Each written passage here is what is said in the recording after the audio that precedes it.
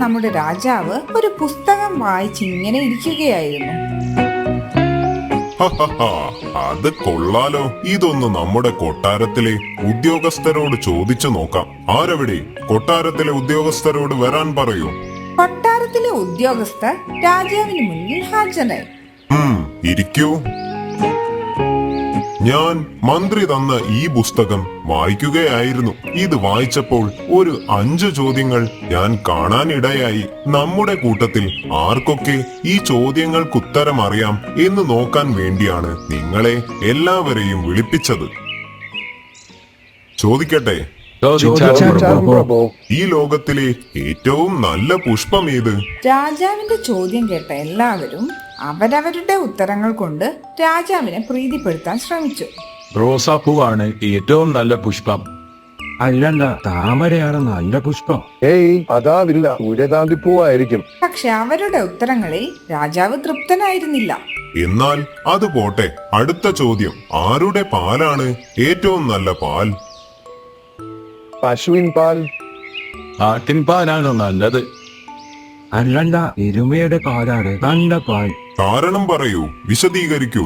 അങ്ങനെ ചോദിച്ചാൽ എന്നാൽ അതും പോട്ടെ. അടുത്ത ചോദ്യം, എന്തിനാണ് ഏറ്റവും മധുരമുള്ളത്? കരിമ്പിന്. അല്ല, മാതളനാരകത്തിന്. അല്ല പ്രഭു, മധുര പലഹാരങ്ങൾക്കും മിഠായികൾക്കുമാണ് ഏറ്റവും മധുരമുള്ളത്. പക്ഷെ അവരുടെ ഈ ഉത്തരങ്ങളിൽ ഒന്നും രാജാവ് തൃപ്തനായിരുന്നില്ല. എന്നാൽ അടുത്ത ചോദ്യം, ഏത് ഇലയാണ് നല്ലത്? എന്താ സംശയം? അത് വാഴയില തന്നെ. അല്ലല്ല, വേപ്പിലയാണ് നല്ലത്. അതൊക്കെ പോട്ടെ. അവസാനത്തെ ചോദ്യം കൂടി, ഏത് രാജാവാണ് മികച്ചത്? സംശയം എന്ത്? അത് അങ്ങ് തന്നെ. കൃഷ്ണപുരത്തെ ഒരേ ഒരു രാജാവ്, ദേവദത്തൻ രാജാവ്. ദേവദത്തൻ രാജാവ്. രാജാവ് തന്റെ കൊട്ടാരത്തിലുള്ളവരുടെ വിശ്വസ്തത കണ്ട് വളരെ സന്തോഷിച്ചു. പക്ഷെ അദ്ദേഹം അവരുടെ ഉത്തരങ്ങളിൽ പൂർണ്ണ തൃപ്തനായില്ല. അപ്പോഴാണ് നമ്മുടെ മന്ത്രി അങ്ങോട്ട് നടന്നു വന്നത്. എന്താണ് എല്ലാവരും കൂടി ഒരു കൂടിയാലോചന? ഞാൻ ഇവരോട് എല്ലാവരോടുമായി കുറച്ച് ചോദ്യങ്ങൾ ചോദിക്കുകയായിരുന്നു. എനിക്ക് തൃപ്തി നൽകുന്ന ഉത്തരങ്ങളൊന്നും കിട്ടിയില്ല. എന്തൊക്കെയാണ് ആ ചോദ്യങ്ങൾ? ഈ ലോകത്തിലെ ഏറ്റവും നല്ല പുഷ്പം ഏത്? അത് പരുത്തിപ്പൂവാണ് പ്രഭു. എല്ലാവർക്കുമായി വസ്ത്രങ്ങൾ നിർമ്മിക്കാൻ ഇത് ഉപയോഗിക്കുന്നു. അത് എല്ലാവരെയും ഉൾക്കൊള്ളുന്നു. നമ്മളെല്ലാം കോട്ടൺ വസ്ത്രങ്ങളല്ലേ ധരിക്കുന്നത്? ഭലേ ബേഷ്, അതുപോലുള്ള ഉത്തരങ്ങളാണ് എനിക്ക് വേണ്ടത്. അടുത്ത ചോദ്യം, ആരുടെ പാലാണ് ഏറ്റവും നല്ല പാൽ? അതൊരു അമ്മയുടെ പാലാണ് പ്രഭു. കാരണം അവളുടെ കുട്ടി ആരോഗ്യവാനാവാൻ അവളുടെ പാൽ തന്നെ വേണം. മിടുക്കൻ. എന്നാൽ അടുത്ത ചോദ്യം, ഏത് ഇലയാണ് നല്ലത്? ഇലകളിൽ വെറ്റിലയാണ് ഉത്തമം. വെറ്റില കഴിക്കുന്നതിലൂടെ ശത്രുക്കൾ പോലും മിത്രങ്ങളാകുന്നു. കൊള്ളാം. എന്നാൽ അവസാനത്തെ ചോദ്യം കൂടി, ഏത് രാജാവാണ് മികച്ചത്? എല്ലാ രാജാക്കന്മാരിലും ഏറ്റവും മികച്ചത് ഇന്ദ്രരാജാവാണ്. അവന്റെ ആവശ്യപ്രകാരം മഴ പെയ്യുന്നു. നമുക്ക് നല്ല വിളകൾ ലഭിക്കും. ഇതുമൂലം കർഷകർ ആരോഗ്യകരമായ ധാന്യങ്ങൾ നൽകുന്നു. എല്ലാവർക്കും ഭക്ഷണം ലഭിക്കുന്നു. മന്ത്രിയുടെ മറുപടിയിൽ രാജാവ് സന്തുഷ്ടനായിരുന്നു.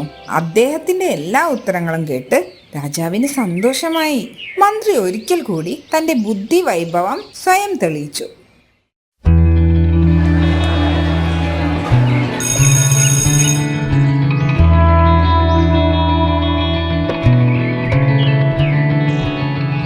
ഹോംവർക്ക് ചെയ്തവരെല്ലാം എഴുന്നേറ്റ് നിന്നേ.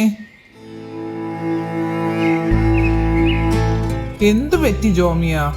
ഈ ഇടയായി പഠിക്കണമെന്ന് യാതൊരു ചിന്തയുമില്ല അല്ലേ?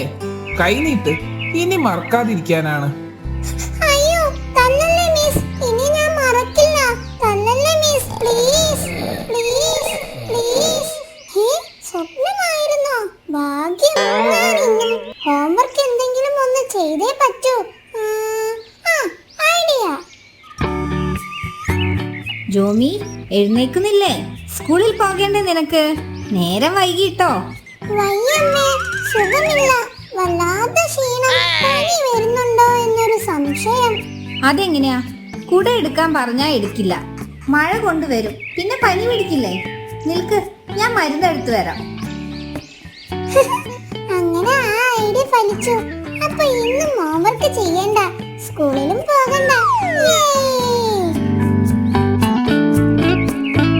ജോമി, ഈ മരുന്ന് വേഗം കുടിക്കി. നാളെയെങ്കിലും സ്കൂളിൽ പോകണമെങ്കിൽ ഇത് കുടിക്കണം, എന്നാലേ പനി മാറുകയുള്ളൂ. സാരമില്ല, കുറച്ചു നേരം കിടന്നോ, ഒന്ന് വിയർത്താൽ ശരിയാവും. അമ്മയൊന്ന് ഉഷാന്റിന്റെ വീട് വരെ പോയിട്ട് വരാം കേട്ടോ. ഓ, എന്തൊരു കയ്പാ മരുന്നിന്. സാരമില്ല, എന്റെ ഐഡിയ ആയി പോയില്ലേ. എന്തായാലും ഹോംവർക്കിൽ നിന്ന് രക്ഷപ്പെട്ടല്ലോ. ഇനി സുഖമായി ഉറങ്ങാം. അയ്യോ അമ്മേ, എനിക്ക് വയറുവേദനിക്കുന്നേ. അയ്യോ, പനിയുണ്ടെന്ന് വെറുതെ പറഞ്ഞ് കുടിച്ച മരുന്ന് കൊണ്ടാണോ ഇനി വയറുവേദന? അമ്മേ, ഇനി ഇപ്പോൾ എന്ത് ചെയ്യും? അമ്മയാണെങ്കിൽ ഇവിടെയില്ല. അമ്മയോട് ഇനി വയറുവേദനയുടെ കാര്യം കൂടി പറഞ്ഞാൽ ഡോക്ടറെ അടുത്ത് കൊണ്ടുപോകും. അപ്പോൾ എല്ലാ കള്ളവും വിളിച്ചിട്ടാവും. അത് വേണ്ട. ഇനി ഇപ്പോൾ എന്ത് ചെയ്യും? ഐഡിയ. ഡാഡി വയറുവേദന വരുമ്പോൾ കുടിക്കുന്ന ഒരു മരുന്നുണ്ട്, അതെടുത്ത് കുടിക്കാം. യെസ്, ഇത് തന്നെ. അമ്മ വരുന്നതിന് മുന്നേ ഈ മരുന്നെടുത്ത് കഴിക്കാം. ജോമി, എന്താണ് ഡാഡിയുടെ മെഡിസിൻ ബോക്സിൽ? അത് ഒന്നുമില്ല അമ്മേ. ജോമി നോക്ക്, മരുന്ന് നിനക്ക് കളിക്കാനുള്ളതല്ല, അസുഖം വരുമ്പോൾ കഴിക്കാനുള്ളതാണ്. അതും കുട്ടികൾക്കും മുതിർന്നവർക്കും അതിലെ മരുന്നിന്റെ അളവ് കൂടിയും കുറഞ്ഞിരിക്കും. മുതിർന്നവരുടെ മരുന്ന് കുട്ടികളും കുട്ടികളുടെ മരുന്ന് മുതിർന്നവരും ഡോക്ടറുടെ സമ്മതമില്ലാതെ കഴിക്കാൻ പാടില്ല. സോറി മമ്മി, ഞാൻ ഓവർക്ക് ചെയ്യാൻ മടിച്ചിട്ട് പണി അഭിനയിച്ചതായിരുന്നു. സാരമില്ല, പോട്ടെ. ഇനി ശ്രദ്ധിക്കണം. വാ, നമുക്ക് ഒരുമിച്ച് ഹോംവർക്ക് ചെയ്യാം. അമ്മ പറഞ്ഞു തരാം. Thank you mummy.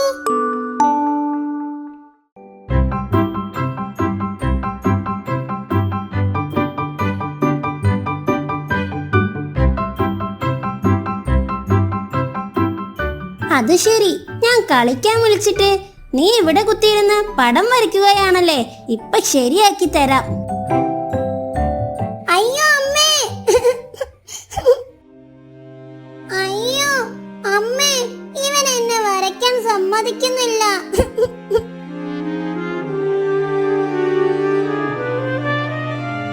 മോനെ, ഇവിടെ വന്നേ. അവൾ വരയ്ക്കുകയല്ലേ, അതെന്തിനാ എടുത്തുകൊണ്ട് പോയത്?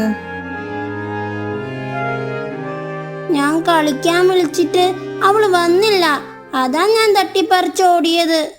പോട്ടെ. ഇനി അതും പറഞ്ഞ് തല്ലു കൂടണ്ട രണ്ടാളും. എവിടെ? മോള് വരച്ചത് മുത്തശ്ശി കണ്ടില്ലല്ലോ. നോക്കട്ടെ.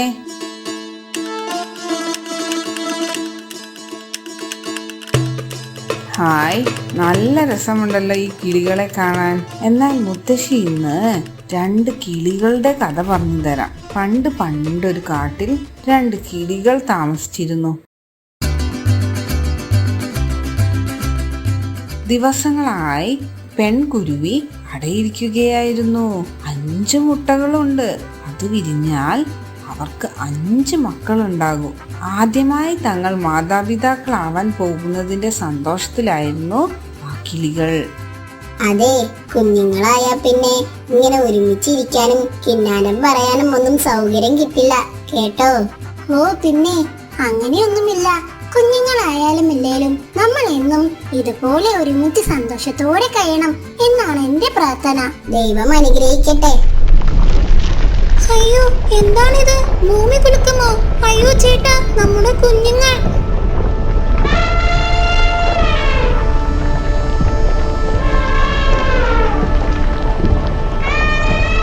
ആനക്കുട്ട, ദയവ് ചെയ്ത് ഞങ്ങളെ ഉപദ്രവിക്കല്ലേ. ഞങ്ങളുടെ മുട്ടകൾ താഴെ വീണുടഞ്ഞു പോകും.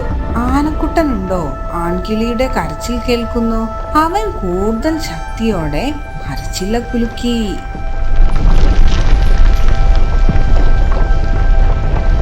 നിന്നെ ഞാൻ വെറുതെ വിടില്ലടാ ദുഷ്ട. ഇത്തിരി പോന്ന നീ എന്നെ എന്തു ചെയ്യാനാണ്? നിനക്ക് ചെയ്യാൻ പറ്റുന്നത് നീ ചെയ്. ഞാൻ ആ പുഴക്കരയിൽ കാണും. ഇതും പറഞ്ഞ ആന അവിടെ നിന്നും നടന്നുപോയി. ആൺകിളി വേഗം വീട്ടിനുള്ളിലേക്ക് പറന്നു. നമ്മുടെ കുഞ്ഞുങ്ങൾക്കൊന്നും സംഭവിച്ചില്ലല്ലോ. ഇല്ല, ഞാൻ അവരെ ചേർത്ത് പിടിച്ചിരുന്നു. ഹാവൂ, ദൈവം രക്ഷിച്ചു. എന്തായാലും ആ ആനയെ ഇനി അങ്ങനെ വിട്ടുകൂടാ. അവനെ ഒരു പാഠം പഠിപ്പിക്കണം. അവനിനി ഇതുപോലെ ആരെയും ഉപദ്രവിക്കാൻ പാടില്ല. ഇതെല്ലാം കണ്ടുകൊണ്ട് തൊട്ടടുത്ത മരത്തിൽ കൂടുകൂട്ടിയ ഒരണ്ണാൻ അവിടേക്ക് വന്നു. ഞാനും എല്ലാം കാണുന്നുണ്ടായിരുന്നു. കഴിഞ്ഞ ദിവസം എന്റെ വീടിന് നേരെയായിരുന്നു ആനക്കുട്ടന്റെ ആക്രമം. നമ്മൾ ചെറുജീവികൾ എന്ത് ചെയ്യാനാ, സഹിക്കുകയല്ലാതെ. ദുഷ്ടനായ ആ ആനക്കുട്ടനോട് പകരം വീട്ടാൻ ഞങ്ങളെ സഹായിക്കാമോ? ഞാൻ എന്ത് ചെയ്യാനാണ്? എനിക്കൊരു കൂട്ടുകാരിയുണ്ട്, തേനീച്ചറാണി. ഞാൻ അവളെ കൂടെ വിളിച്ചുകൊണ്ടുവരാം. അവൾക്കും ഈ ആനയോട് വിരോധമുണ്ട്. അവളുടെ കൂടെ ഒരു ദിവസം ഇവൻ തകർത്തു. ആ പക മനസ്സിൽ വെച്ച് നടക്കാണ് അവനോട് പ്രതികാരം ചെയ്യാൻ. എന്നാ പിന്നെ ഒന്നും ആലോചിക്കാനില്ല. ഐക്യമത്യം മഹാബലം. ഇപ്പോ തന്നെ തേനീച്ചറാണിയെ വിളിക്ക്.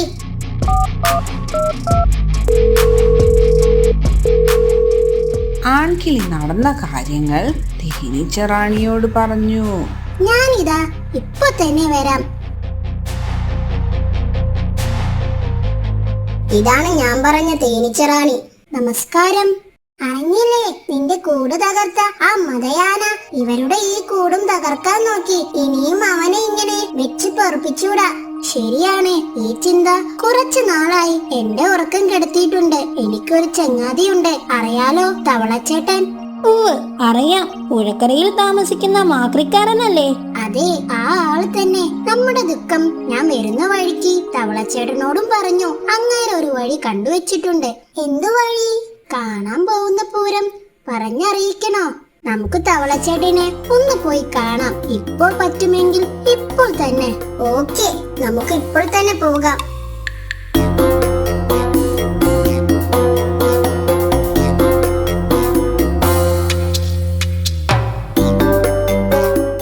തേനീച്ച എല്ലാ വിവരവും മാക്രിക്കാരനവരെ ധരിപ്പിച്ചു.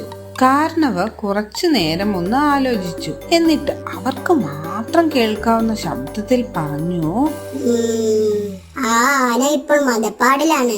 അവനെ കൊണ്ട് ഇനി ആർക്കും ശല്യം ഉണ്ടാവരുത്. ദാ ഇവിടെ അടുത്തുള്ള ഒരു പാറയിലാണ് അവൻ പതിവായി കിടക്കാറുള്ളത്. ഉച്ചനേരത്ത് വെള്ളം കുടിക്കാൻ എഴുന്നേൽക്കും. അന്നേരം നിങ്ങൾ തേനീച്ചക്കൂട്ടം നിങ്ങളുടെ പണി തുടങ്ങണം. തലയിലും കണ്ണിലും കുത്തേറ്റ് കണ്ണ് കാണാൻ പോലും വയ്യാതെ ആനക്കുട്ടൻ പരക്കം പായും. ദാഹിച്ചു നിൽക്കുന്ന അവന്റെ കാഴ്ച നഷ്ടപ്പെടുമ്പോൾ ആകെ വെപ്രാളമാവും. ദാഹം തീർക്കാൻ എന്തു വഴിയെന്ന് തിരയുകയാവും അവൻ. അന്നേരം ചളിക്കുയിലിരുന്ന് ഞങ്ങൾ പൊക്രം പൊക്രം എന്ന് വിളിക്കാം. കുളക്കരയിലിരുന്നാണ് തവളകൾ കരയുന്നതെന്ന് വിചാരിച്ച് അവൻ ചളിക്കുയിലേക്ക് വരും. ചളിക്കുയിൽ ഇറങ്ങിയാൽ പിന്നെ അവന് കരയ്ക്ക് കയറാൻ കഴിയില്ല. ആ ചളിക്കുയിൽ കിടന്ന് അവനൊരു പാഠം പഠിക്കും. എങ്ങനെയുണ്ട്? അടിപൊളി. മാക്രിക്കാരനവരുടെ സൂത്രം ഫലിച്ചു. വെള്ളം കുടിക്കാൻ വന്ന ആന അവിടെ എത്തിയതും തേനീച്ചക്കൂട്ടം തങ്ങളുടെ പണി തുടങ്ങി.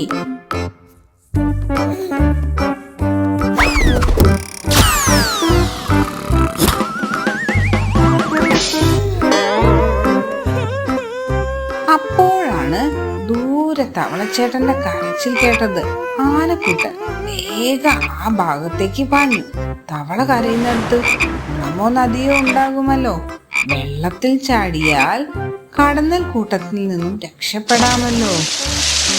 തവളയുടെ കരച്ചിൽ കേട്ട സ്ഥലത്ത് പാഞ്ഞെത്തിയ ആനക്കുട്ടൻ അടിതെറ്റി വീണത് ഒരു ചളിക്കുഴിയിലേക്കായിരുന്നു. കുറെ നേരം കഴിഞ്ഞ് മറ്റാനകൾ വന്ന് ആനക്കുട്ടനെ കൊക്കയിൽ നിന്നും രക്ഷിച്ചു. വീഴ്ചയിൽ നല്ല പരുക്ക് പറ്റിയ ആനക്കുട്ടൻ അതോടുകൂടി ഒരു പാഠം പഠിച്ചു. പിന്നെ അവൻ ആരെയും ഉപദ്രവിച്ചില്ല. നിസ്സാരന്മാരാണെങ്കിലും ഒന്നിച്ചു നിന്നാൽ വൻ ശക്തിയാവും. ആ ശക്തിക്ക് ഏത് വമ്പനെയും അടിയറവ് പറയിക്കാനാകും. രാജാവിന്റെ മുത്തശ്ശി സുഖമില്ലാതെ കിടപ്പിലാണ്. അദ്ദേഹത്തിന് തന്റെ മുത്തശ്ശിയെ വളരെ ഇഷ്ടമായിരുന്നു. കടുത്ത ദൈവവിശ്വാസിയായിരുന്നു ആ മുത്തശ്ശി. മാത്രമല്ല, അവർ കൊട്ടാരത്തിലുള്ള ഉദ്യോഗസ്ഥരെ വളരെയധികം ബഹുമാനിച്ചിരുന്നു. അവർക്ക് ധാരാളം ദാനങ്ങൾ നൽകുകയും ചെയ്തിരുന്നു. ഒരു ദിവസം, പ്രഭു, മുത്തശ്ശി അങ്ങേ ഒന്ന് കാണണമെന്ന് പറഞ്ഞു. ദാ വരുന്നു. മകനെ, എന്റെ കാലം കഴിയാറായി. എനിക്കൊരാഗ്രഹമുണ്ട്. എന്താണ് മുത്തശ്ശി? എന്താണെങ്കിലും പറഞ്ഞോളൂ. എനിക്ക് അവസാനമായി കൊട്ടാരത്തിലുള്ളവർക്ക് എല്ലാവർക്കും നല്ല മുന്തിയ ഇനം മധുര നാരങ്ങ കൊടുക്കാൻ ഒരാഗ്രഹം. തന്റെ മുത്തശ്ശിയുടെ ആഗ്രഹം അറിഞ്ഞ രാജാവ് അത് സാധിച്ചു കൊടുക്കാൻ തന്നെ തീരുമാനിച്ചു. ഉടൻ തന്നെ അദ്ദേഹം ഭടന്മാരെ വിളിച്ച് ആജ്ഞാപിച്ചു. ആരവിടെ? എത്രയും വേഗം രാജ്യത്തിൽ നിന്ന് കിട്ടാവുന്നതിൽ ഏറ്റവും നല്ല മധുര നാരങ്ങകൾ ശേഖരിച്ചു കൊണ്ടുവരുക. എന്നാൽ ഭടന്മാർ മധുര നാരങ്ങകളുമായി എത്തുന്നതിന് മുൻപ് തന്നെ ആ മുത്തശ്ശി മരണപ്പെട്ടു. പെട്ടെന്നുള്ള മുത്തശ്ശിയുടെ മരണം രാജാവിനെ വളരെയധികം ദുഃഖിതനാക്കി. ദിവസങ്ങൾ കടന്നുപോയിട്ടും രാജാവ് തന്റെ മുത്തശ്ശിയുടെ വേർപാടിൽ നിന്നും മുക്തനായില്ല. അങ്ങനെ ഇരിക്കെ ഒരു ദിവസം രാജാവിന് തന്റെ മുത്തശ്ശിയുടെ അവസാനത്തെ ആഗ്രഹത്തെക്കുറിച്ച് ഓർമ്മ വന്നു. എനിക്ക് അവസാനമായി കൊട്ടാരത്തിലുള്ളവർക്ക് എല്ലാവർക്കും നല്ല മുന്തിയ ഇനം മധുര നാരങ്ങ കൊടുക്കാൻ ഒരാഗ്രഹം. ഏതു വിധേനയും മുത്തശ്ശിയുടെ അവസാന ആഗ്രഹം സാധിച്ചു കൊടുക്കണം. എന്നാലേ മുത്തശ്ശിക്ക് ആത്മശാന്തി കിട്ടുകയുള്ളൂ. ആരവിടെ? ഗജാഞ്ചിയോട് വരാൻ പറയൂ.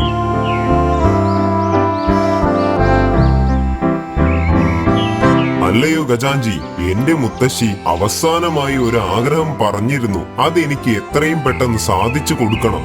തീർച്ചയായും പ്രഭു, അത് നമ്മുടെ ഓരോരുത്തരുടെയും കടമയാണ്. എന്തായിരുന്നു ആ ആഗ്രഹം?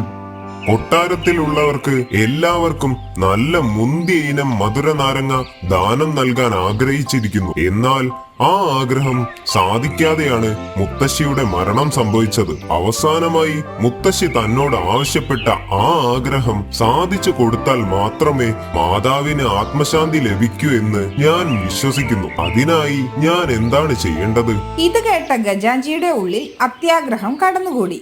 ഒരു നിമിഷം ആലോചിച്ചതിനു ശേഷം രാജാവിനോട് പറഞ്ഞു, അല്ലയോ പ്രഭു, മുത്തശ്ശിക്ക് സഫലമാക്കാൻ കഴിയാത്ത അവസാനത്തെ ആഗ്രഹം പൂർത്തീകരിക്കാൻ ഒരു ഉപായമുണ്ട്. ഇത് കേട്ട രാജാവ് ആകാംക്ഷയോടെ ഗജാഞ്ചിയോട് പറഞ്ഞു, ആ ഉപായം എന്തു തന്നെയായാലും എന്നോട് പറഞ്ഞാലും ഞാനത് മുത്തശ്ശിക്ക് വേണ്ടി നിറവേറ്റുക തന്നെ ചെയ്യും. പ്രഭു, മധുര നാരങ്ങയ്ക്ക് പകരം കൊട്ടാരത്തിലുള്ളവർക്ക് എല്ലാവർക്കും സ്വർണ്ണ നാരങ്ങ ദാനം നൽകിയ തീർച്ചയായും മുത്തശ്ശിക്ക് ആത്മശാന്തി കിട്ടുന്നതായിരിക്കും. സ്വർണ്ണ നാരങ്ങ എന്ന് കേട്ടപ്പോൾ രാജാവ് ഒന്ന് അമ്പരന്നു. എന്നാലും മുത്തശ്ശിയുടെ അവസാനത്തെ ആഗ്രഹം സഫലമാകാൻ പോകുന്നതിന്റെ സന്തോഷത്തിൽ രാജാവ് മറ്റൊന്നും ചിന്തിക്കാതെ അത് സമ്മതിച്ചു. അടുത്ത ദിവസം തന്നെ സ്വർണ്ണ നാരങ്ങ ദാനം ചെയ്യുവാൻ തീരുമാനിച്ചു. ഇതിനായി എല്ലാവരെയും രാജാവ് ക്ഷണിക്കുകയും ചെയ്തു. എന്നാൽ വിവരമെല്ലാം അറിഞ്ഞ മന്ത്രി അത്യാഗ്രഹിയായ ഗജാഞ്ചിയെ ഒരു പാഠം പഠിപ്പിക്കാൻ തന്നെ തീരുമാനിച്ചു. അതിനായി അദ്ദേഹം ഗജാഞ്ചിയെ ചെന്ന് കണ്ടു.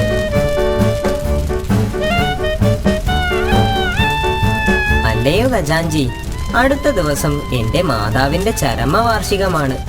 മരണത്തിനു മുമ്പ് മാതാവിന്റെ ഒരു ആഗ്രഹം സഫലമാക്കാൻ എനിക്ക് കഴിഞ്ഞിരുന്നില്ല. അതുകൊണ്ട് ആ ആഗ്രഹം പൂർത്തീകരിക്കാൻ കൊട്ടാരത്തിലുള്ളവർക്കെല്ലാവർക്കും ദാനം നൽകാൻ ഞാൻ ആഗ്രഹിക്കുന്നു. ഈ ദാനത്തിലൂടെ എന്റെ മാതാവിന് ആത്മശാന്തി കിട്ടുമെന്ന് ഞാൻ വിശ്വസിക്കുന്നു. അതുകൊണ്ട് നാളെ നിങ്ങൾ എന്റെ വീട്ടിൽ വന്ന് ദാനം സ്വീകരിക്കണം. തീർച്ചയായും ഞാൻ അങ്ങയുടെ വീട്ടിൽ വരുന്നതായിരിക്കും. പക്ഷേ രാവിലെ രാജാവിന്റെ കയ്യിൽ നിന്നും ദാനം സ്വീകരിക്കേണ്ടതുണ്ട്. അതിനുശേഷം മാത്രമേ അവിടേക്ക് വരാൻ സാധിക്കുകയുള്ളൂ. മന്ത്രി പോയി കഴിഞ്ഞതും ഗജാഞ്ചി മനസ്സിൽ പറഞ്ഞു, നാളെ നമുക്ക് വളരെ നല്ല ദിവസമാണ്. രാജാവിന്റെ കയ്യിൽ നിന്നും മന്ത്രിയുടെ കയ്യിൽ നിന്നും കാര്യമായി തന്നെ കിട്ടും. അതുകൊണ്ട് കുറെ നാൾ സുഖമായി കഴിയാം. നാളെ തന്നെ തേടി വരാൻ പോകുന്ന സൗഭാഗ്യത്തെയും സ്വപ്നം കണ്ട് ഗജാഞ്ചി കിടന്നു.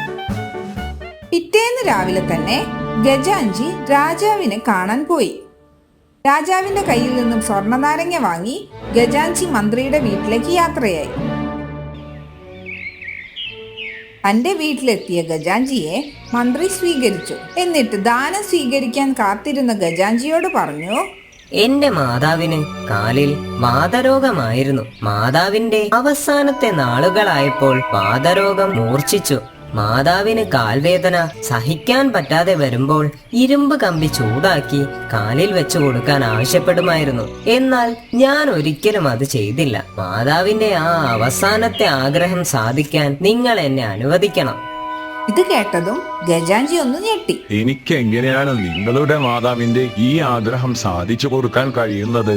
ഗജാഞ്ചിയുടെ ഈ ചോദ്യം കേട്ട് മന്ത്രി ഉടൻ തന്നെ ചൂടാക്കാൻ വെച്ചിരുന്ന ഇരുമ്പ് കമ്പി കാണിച്ചു കൊടുത്തു. മാതാവിന്റെ ആ ആഗ്രഹം സഫലമാക്കാൻ നിങ്ങൾ എന്നെ സഹായിക്കണം. ഞാനിപ്പോൾ ഒരു ഇരുമ്പ് കമ്പി നിങ്ങളുടെ കാലിൽ വെക്കാൻ പോവുകയാണ്. അതിലൂടെ എന്റെ മാതാവിന് ആത്മശാന്തിയും കിട്ടും. മന്ത്രി തന്റെ കാലിൽ ചൂട് ഇരുമ്പ് കമ്പി വെക്കുമെന്ന് ഭയന്ന ഖജാൻജി മന്ത്രിയോട് പറഞ്ഞു, അല്ലയോ മന്ത്രി, അങ്ങ് എന്താണ് ഈ പറയുന്നത്? ഇതൊരിക്കലും സാധ്യമല്ല. ചൂട് ഇരുമ്പ് കമ്പി എന്റെ കാലിൽ വെച്ചാൽ എങ്ങനെയാണ് നിങ്ങളുടെ മാതാവിന്റെ ആത്മാവിന് ശാന്തി കിട്ടുന്നത്? രാജാവിന്റെ മുത്തശ്ശിയുടെ അവസാനത്തെ ആഗ്രഹം രാജാവ് സ്വർണ്ണ നാരങ്ങ ദാനം ചെയ്യുന്നതിലൂടെ സഫലമാകുമെങ്കിൽ എന്റെ മാതാവിന്റെ ആഗ്രഹവും തീർച്ചയായും ഈ ചുട്ടുപഴുത്ത ഇരുമ്പ് കമ്പി നിങ്ങളുടെ കാലുകളിൽ വെക്കുന്നതിലൂടെ സഫലമാകും. ബുദ്ധിശാലിയായ മന്ത്രി തന്നെ തന്ത്രപൂർവ്വം കുടുക്കിയതാണെന്ന് മനസ്സിലാക്കിയ ഖജാൻജി ഉടൻ തന്നെ മന്ത്രിയുടെ കാൽക്കൽ വീണു മാപ്പ് അപേക്ഷിച്ചു. ഇനി ഒരിക്കലും ഈ തെറ്റ് ആവർത്തിക്കുകയില്ലെന്ന് ഉറപ്പു നൽകുകയും ചെയ്തു. മാത്രമല്ല, ആ സ്വർണ്ണ നാരങ്ങകൾ തിരികെ നൽകിക്കൊണ്ട് മന്ത്രി രാജാവിനോട് പറഞ്ഞു, അല്ലയോ പ്രഭു, നമ്മൾ ദാനം ചെയ്യുന്നത് വളരെ മഹത്തരമായ കാര്യമാണ്. പക്ഷേ നമ്മൾ ചെയ്യുന്ന ഈ സൽക്കർമ്മം വളരെ ബുദ്ധിപൂർവമായിരിക്കണം. ഉചിതമായ കൈകളിലാണ് ഇത് എത്തിച്ചേരുന്നത് എന്ന് ഉറപ്പുവരുത്തേണ്ടത് ആവശ്യമാണ്. രാജാവിന് തന്റെ അബദ്ധം മനസ്സിലായി. ഇനി ദാനം ചെയ്യുമ്പോൾ തീർച്ചയായും ശ്രദ്ധിക്കുമെന്ന് മന്ത്രിക്ക് ഉറപ്പു നൽകി. മാത്രമല്ല, മന്ത്രിയുടെ ബുദ്ധിശക്തിയിൽ അതീവ സന്തുഷ്ടനായ രാജാവ് ധാരാളം സ്വർണ്ണ നാണയങ്ങൾ അദ്ദേഹത്തിന് സമ്മാനം നൽകുകയും ചെയ്തു.